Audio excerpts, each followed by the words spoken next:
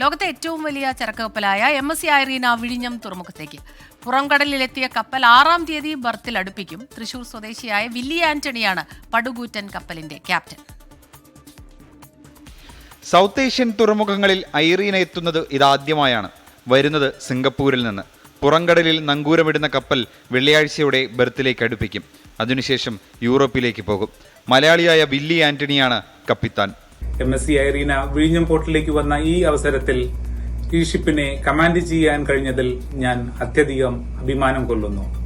MSC ഐറീനയും വിഴിഞ്ഞം പോർട്ടും എനിക്ക് ഏറെ പ്രിയപ്പെട്ടതാണ്. എന്റെ സ്വന്തം നാട്ടിലെ വിഴിഞ്ഞം പോർട്ടിലേക്ക് ഈ ഷിപ്പിനെ കൊണ്ടുവരാൻ എനിക്ക് സാധിച്ചു എന്നതും എന്റെ സന്തോഷം ഇരട്ടിയാക്കുന്നു.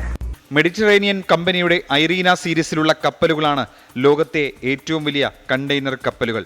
ഒരേ വലിപ്പവും കണ്ടെയ്നർ ശേഷിയുമുള്ള 6 സഹോദരി കപ്പലുകളിൽ MSC തുർക്കിയും മിഷേൽ കപ്പലിനിയും നേരത്തെ തന്നെ വിഴിഞ്ഞം തീരം തൊട്ടിരുന്നു. 24 തിരുവനന്തപുരം.